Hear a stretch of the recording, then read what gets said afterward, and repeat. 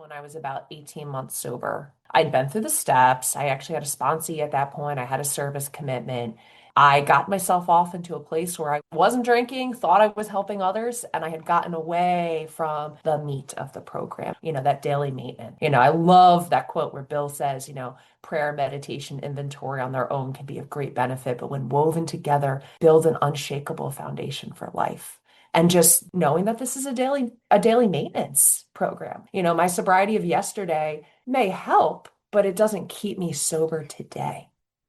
And I credit that with being here nearly 12 years later, because if I'm doing that inventory, I can really check in. I can really bring it to a sponsor, another alcoholic, my higher power, and I can hopefully get myself back on track before the drink starts becoming an option.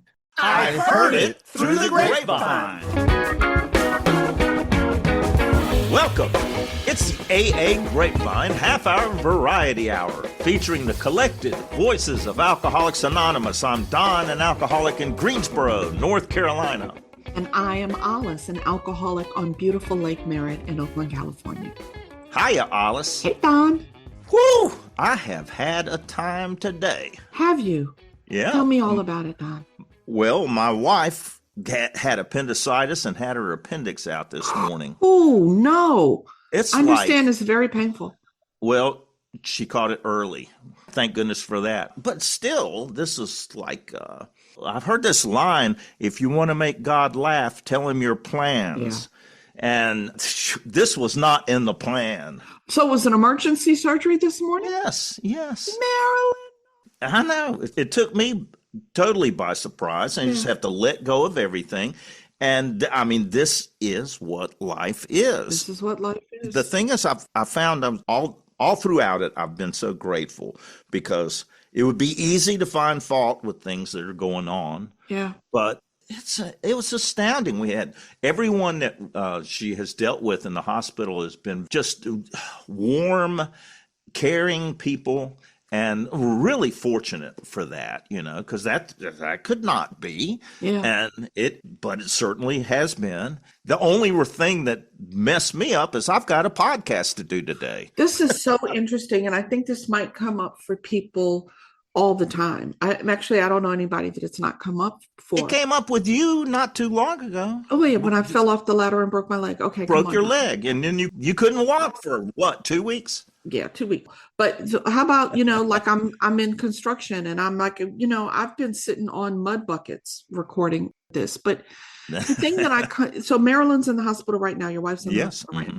Yeah. So, people will say, oh, I have this AA commitment, but I don't think I can make it because, I'm going to just put this out, Don, and I want to know what you think. Like, if I treat the service that I have in AA like something I'm doing for AA, I make one decision. I can't do that service for AA right now. I'm busy. If I treat the service that I have as I'm doing this for me, then I show up. And so easily you could have called Sam and had Sam fill in for you, which, honestly, I might have done. What was your decision making about showing up today? That was part of it, because I had no idea. It's completely out of control. So I did contact Sam. Yeah. He has a commitment presenting at a conference, but he said, but I'll be there if I need to be there. That's right. But it worked out. I mean, it's like I gave it to God. That's it. It worked out. It's amazing that it works out. I'm so glad you're here, and I'm praying for Marilyn. Marilyn is delightful. I've been to Don's home, and Marilyn cooked for us, and thank you, Don, for letting us all know that prayers go to Marilyn. Oh, thank you, Alice. I appreciate that. You're a lucky man to have her. Yep, a lot more than I deserve. She stayed with me when I was drinking, and, I don't know why she stuck with me, but I don't know. I think she was trying to fix me, and she finally did. It's life's. Things happen. Yeah. I have a 100% survival rate. It's going to be so okay. Far, yeah. So far, you made it through that broken leg. I sure did, crutches and all. Well, what's going to happen today, Alice? What have we got in store? Today, we're going to have some fun. I mean, we always have fun, but today we're having some extra fun. We're going to be rollicking through a game of Stump the Thumper. It's our big book quiz show. And our guest today is Nora J. from beautiful Quakertown, Pennsylvania. We're going to get to know her, and then we're going to put her to the test. We're going to play our game. Ooh, I'm looking forward to meeting Nora. I understand she's a slizzard. You mean a hooch hound? I mean a real rum bum. Oh, you mean 3 sheets to the wind all the time. Precisely, to put it in plain and simple language, she's a dipsomaniac. We assume. And we're going to find out. Yes, but first, Don, the news. The Trustees Literature Committee is seeking stories of personal recovery from all transgender, non-binary, genderqueer, two-spirit, and gender non-conforming members in the AA structure of the United States and Canada.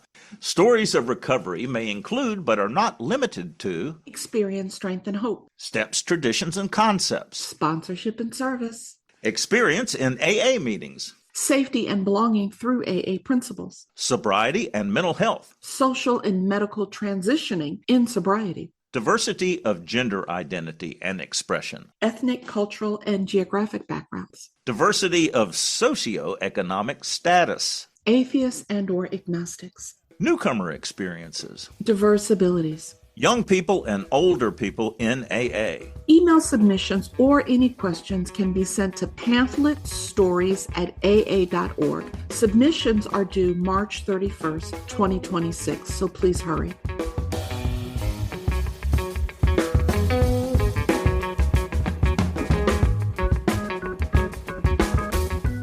You can give a gift subscription of Grapevine or Lavinia. Grapevine has a long waiting list of incarcerated members who want one. Get your group, district, area, or AA friends to join in. It's easy. Go to aagrapevine.org and look for Carry the Message at the top of the site.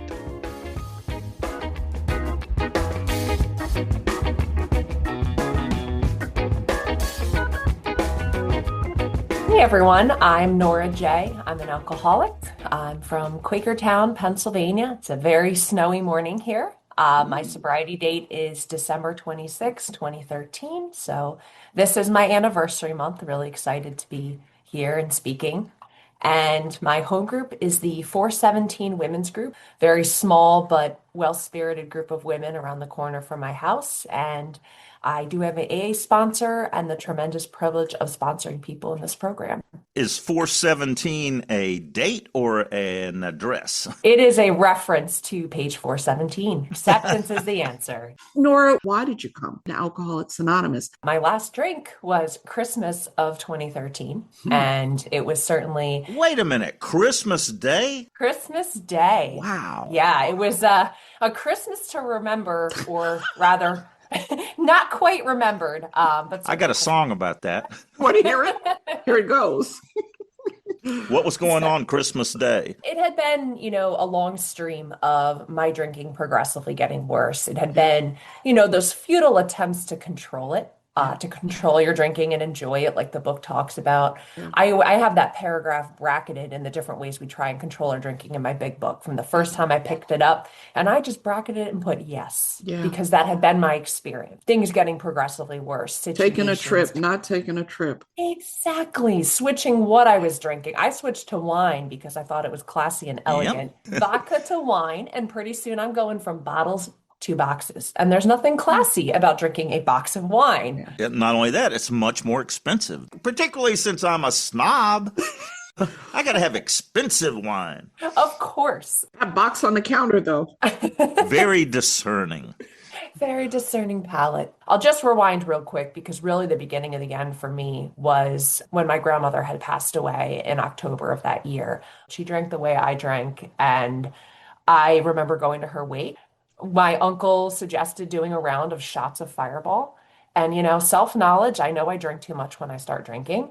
And I really thought I could have a single shot and I would stop. What is Fireball? Oh, it's a cinnamon whiskey. Wildly unpleasant, especially coming back up. Okay. thinking I could just have a shot, knowing, okay, I have to drive back home to Pennsylvania. My Yeah. parents are coming.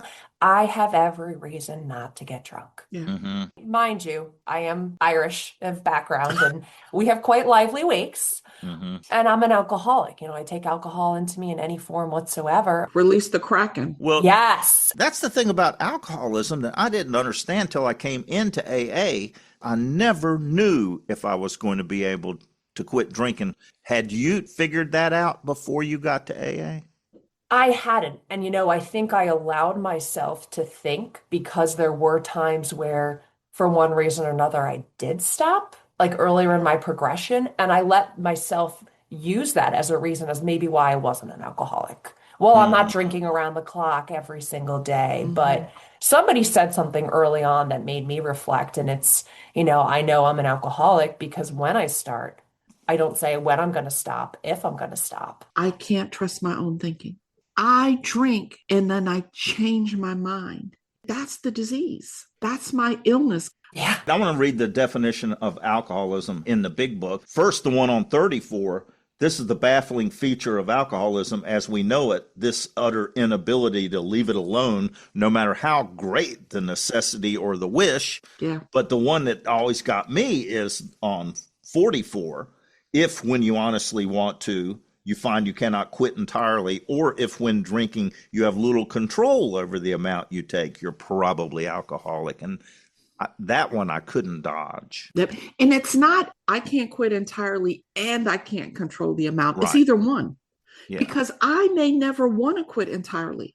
So Yeah. that one doesn't count for me because I That's never want to right. quit entirely. I don't want to quit. I can't control the amount. So now we get to the juicy part, Nora. I was just going to say, I love the part too where it says, it won't get me this time. Here's how. Because that is the insane thinking that I get the second I pick up that drink and why it's going to be different. And it never is. The insanity of alcohol returns in a heartbeat. It didn't, but I got to know, like, what happened at Granny's wake? I'm still not entirely sure. I continue to drink. I have a vague recollection of being in a hotel room with my cousins. I did black out. As soon as I discovered that that was an option with alcohol, it became the answer and the goal. I never wanted to drink. And remember, No, it became that deliberate need to black out and blot out my consciousness. I do know I woke up the next morning back at my apartment in Pennsylvania. My mom had driven me home instead of being there for her own mother's wake. mm, And apparently, I had made a scene. I had gotten drunk. I had told my father about all the things that happened to me while I was drinking, things a father should never hear, but he did. My mom had to drive me home, and I am trying to do a reading the next morning at the Mass in New Jersey, and I am throwing up behind the altar. It's a mess. My dad pulls me aside and he's like, "You've got to stop drinking." It wasn't the first time we had had that conversation, mm. and I'm looking at him, trying to reassure him, but knowing deep down in my heart, I really couldn't stop and I really didn't want to stop at that point. But something else also really important happened that day that I actually didn't find out until at least a year later. My mom's cousin, who has, gosh, over 30 years of sobriety, maybe 40 at this point, pulled my mom aside and said, "Ellen, I want you to know I've been sober in Alcoholics Anonymous for a number of years, and I will be praying for Nora to find the rooms of AA." I mean, I get goosebumps saying this, and I say this so many times when I tell my story, but I remember when Christmas came and for something to have happened, like there's something so powerful when you think about we take out any meeting of Alcoholics Anonymous anywhere in this world, we have that moment of silence for the still sick and suffering Yes. alcoholic. And I believe she was thinking about me in those moments of silence, and something had to have happened in that period. So to fast forward Christmas 2013, I'm with my boyfriend at the time at a family party, and something absolutely terrifying happened to me. I think one of the most terrifying things that can happen to an alcoholic. I couldn't get drunk, no matter how Mm. much I drank. Oh, What were you drinking? Everything and anything I could get my hands Mm. on. It started with wine because, hey, controlled drinking here. yeah, If I just drink wine, it's classy, it's elegant, it's yeah, refined. And I'm drinking, and I cannot get drunk. I'm past the point of being polite. You're yeah. getting between me and my drink. I go through the fridge, I go through the cabinet, I go through people's purses, medicine cabinets. I am just desperate for that sense of ease and comfort that only the drink can provide. Like once I get started, and looking back in my history, there's countless examples of going past the point of being polite and really needing to. Yeah. I remember bringing a water bottle full of vodka to the bar so I didn't have to wait as long to get drunk Right. and adding it to my drinks. But that night I couldn't get drunk. It's a hell. It is hell on earth. You're in that in between, like that's how you know you have a craving when Mm. you cannot satisfy it. Had you heard of AA? It's funny you say that because the year prior, I had been dating someone who had eventually found recovery in Narcotics Anonymous. Yes. But I had started going to Naranon, their companion fellowship, the Al Anon equivalent to NA, because Hmm. if he would just stop using drugs, my life would be The back door. They say Al Anon's the back door. I joke that Naranon is the window. I climbed into the window, but it was a back door that got me here. I knew about 12-step programs. I knew about meetings. I knew that they worked for other people. And I think up until that point, I kind of had it in the back of my head. There's this crazy cognitive dissonance that we have. I'm a healthcare professional. I was working with people who had brain injuries from other substances, people who had liver damage, Hmm. cirrhosis from drinking. And you know what we think? That could never happen to me. I'm different. It couldn't possibly be me. There were these breadcrumbs along the path. The 12-step world, I was around it, but no longer in it because Yeah. the boyfriend and I had broken up. So clearly my problems were fixed. So you got to AA? I woke up the morning of the 26th and I was sick. I was shaking, which was pretty commonplace at that point. And I did something in true millennial fashion. I Googled, we've got that great pamphlet, 20 Yes. questions only you can answer. Yeah. I found it in electronic form. Yep. I completed it. Did you tell the truth? Of course not. Yeah, but you only need two right, and you're an alcoholic. Oh, in my lying, I got 9 right. Okay, there you go. So I found another website, similar questions, differently phrased, identical result. Yeah. And Yeah. it made me wake up my boyfriend and say, I think I'm an alcoholic. And he said, I know. Yeah. My decision to be dependent on something that I think is going to give me ease and comfort clouds my vision. It blocks me from the truth. It's this desire to have something outside of me fix my problems that actually drags my life down the tubes. Once you realize you have a problem, what do? I got to an AA meeting the next day. Really? Oh, yeah. I knew it was there and I knew I had to do something at that point. I knew 12-step meetings existed and I knew that they helped other people. A woman did exactly what our literature tells us to do. She pulled me aside. She told me about herself and her story. And I was really able to identify in that moment. And then they said, what meeting are you going to tomorrow? That's right. In all the things that you were asked to do in early recovery, what was your biggest resistance? I wouldn't say I was very perplexed when they asked me to make coffee. At the time, I didn't drink coffee, and they had this old school percolator. Yeah. I'm like, how is making coffee supposed to keep me sober? What does coffee have to do with alcoholism? Yeah. It makes no sense. What was the answer? It was, if you're willing to go to any lengths, take this commitment. If you want what we have, do what we do. Get out of yourself. It makes you part of the meeting. Not only that, the people are going to criticize your coffee. So you got to get used to that. I have a funny story about that, actually. The first time I ever made coffee, you could have used a spoon to drink it because A little bit strong, was it? newcomer coffee.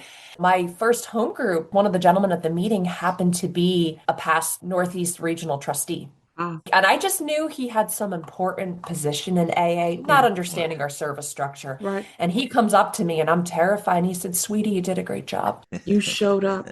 That's right. That's wonderful. When you think about the conversation we've had today, we've mostly focused on the beginning of your recovery. What is the one thing that you have not said? I think one of the things that I've discovered in time is it's easy with a few 24s under your belt to be different things in AA, be the sponsor, the chairperson, the DCM, any other roles that we start to take and face. But one of the most important things I've learned in AA is I always need to be Nora the alcoholic. That personal recovery. And it underlies all of our traditions. It underlies personal recovery. The reality is if I'm not continuing to grow, I'm playing a dangerous game. I'm going backwards long before I'm going forwards. And it's that reminder. I say it out loud, knowing I need to hear it in every moment. But hoping if anyone is in that position where they're teetering a little bit, that reminder of, hey, it's okay to just be the alcoholic in the room. I love something a former sponsor of mine had said, but that we're all playing the same game. Some of us have just been playing a little bit longer. You never know where you're going to get inspiration from in a meeting or in any kind of AA service, and reminding ourselves that, we're one alcoholic talking to another. We need to continue to show up. We need to continue to be open to hearing those things, irrespective of time or who's saying it. It's been really great having you. And I want to just again thank you for letting people know, we're at the top of the year and people sometimes make resolutions like, okay, I'm going to stop drinking. But sometimes people make those resolutions and they don't pan out. And here we are on the 19th of January and people are thinking, maybe I made too big a deal of it. And you've been able to lay out a story for us about while it may take a couple months and there may be some tragic beginning, right? The death of a grandparent, that if I tell the truth and I pay attention, I'll come to understand that Alcoholics Anonymous has a solution for me. So thank you. Absolutely. Thank you. It's so good to hear about the journey to Alcoholics Anonymous for you, Nora. To test your AA standing. Oh, I didn't realize that's what we're doing. Oh, goody. This is our big book quiz show, the brainchild of the Stumper Don.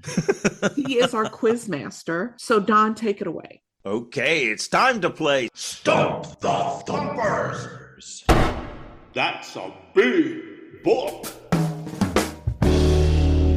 Well, thanks, Stumper Olis. I've researched the first 164 pages of the big book and Dr. Bob's story, and I've found a few easy questions for our contestant. It's only easy if you know the answers, Don. So let's see if it's easy. I think it's easy, but I don't know. Well, it's multiple choice. It's as easy as falling off the water wagon. Oh, man, that can be easy. So are you saying you have to work to stay sober? Work, work, work, as we say. Join the winners. And what do they win, Alice? They win the warm glow of accomplishment. Oh, I can feel it. I can feel it coming through the screen. And it's not just a video filter, it's real. Okay, I've got 3 questions today. Guess right, Nora, and win 2,000 points. That's a lot of points, but Nora is an alcoholic. I don't know about you, but my dopamine receptors are exhausted. We alcoholics need a lot of encouragement. But there's never, ever enough points. Nora, I want you to get all the points. Are you ready? I'm ready. Okay. Woo-hoo-hoo. Question 1. The big book tells us our liquor is but a symptom. So we had to quit drinking entirely. 2, so we had to listen to doctors and other professionals whose only aim is to help. 3, so we had to get down to causes and conditions. Or 4, so we had a good excuse for all the people we've harmed. Don, I'm taking the causes and conditions. Causes and conditions! Woo! Yes, the answer is in How It Works on page 64. Our liquor is but a symptom. So we had to get down to causes and conditions. Woohoo! Come on, Don. What do you got? What is the number 1 offender that destroys more alcoholics than anything else? 1, John Barleycorn. 2, resentment. 3, the law. 4, morning breath. I know a lot of us had some trouble with the law, but I think I'm going to have to say resentments. That is right. And how it works on page 64. Resentment is the number one offender that destroys more alcoholics than anything else. That is the correct answer. And now you have 4,000 points. 4,000 points. Woohoo! Don's got one more for you. Come on, Don. This one's really hard. Well, I don't know. So far, I think you're right, Alice. These are easy. But, okay, let's see what we can do here. Now, listen to all four and consider them carefully. Where does the big book talk about big chunks? 1. In Two Wives, we watched their icy resolve break apart in big chunks. 2. In How It Works. That being so, you have swallowed and digested some big chunks of truth about yourself. 3. In Into Action. The whole structure came down around us in big chunks. 4. In Bill's story. Drunk once again, in dizzy despair, I blew big chunks. Gonna have to say the second one, digesting some big chunks about yourself. Ding, ding, ding, ding, ding, ding, ding. And the answer is in How It Works. That being so, you have swallowed and digested some big chunks of truth about yourself. You now have all the points available. All the points. 6,000 points. A clean sweep. I didn't know we had a real ringer here, Alice. I mean, it's like we didn't have a chance on this game. We didn't have a chance. We didn't have a chance. There's no chance. She's going back and forth between the big book and the 12 and 12. There's no hope. Right. No hope. Don, you got to make the questions harder. Nora's a G. Yeah. Nora, now you have the warm glow of accomplishment, plus the AA Grapevine Podcast Bragging Rights Award. Yeah, bragging rights. That you are not to be stumped as a thumper. Yeah. You're a professional thumper. Oh, thank you.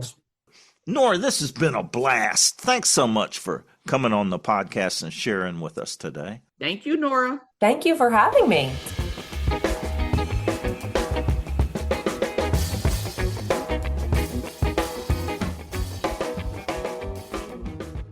I'm Nora J. from Quakertown, Pennsylvania. I love the grapevine. I am a past area grapevine subcommittee chair, extremely passionate about the grapevine. I subscribe to the grapevine because it was integral in early recovery for me to see the experiences of others.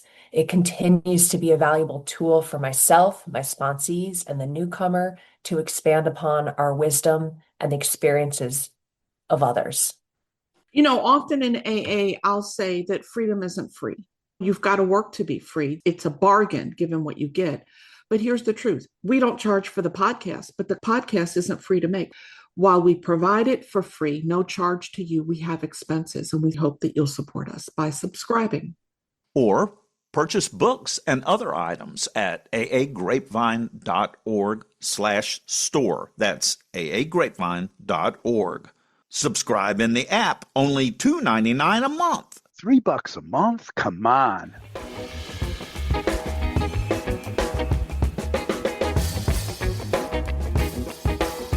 I'm at the very wit's end. Cuckoo. Here's a short snort. Before I joined Alcoholics Anonymous, I was a member of Alcoholics Obvious.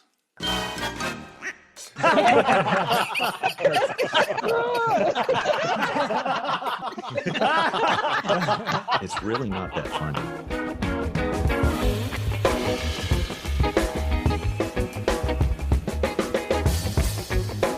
Thanks for joining us. The AA Grapevine Half-Hour Variety Hour is posted every Monday and is produced by AA Grapevine, Inc. We don't speak for AA as a whole. We share the experience, strength, and hope of members to help others recover from alcoholism. All things Grapevine are available at aagrapevine.org, including our app and how to get in touch with us. Find us on Instagram and YouTube. If you want to know more about AA, visit aa.org or search online for Alcoholics Anonymous and your city.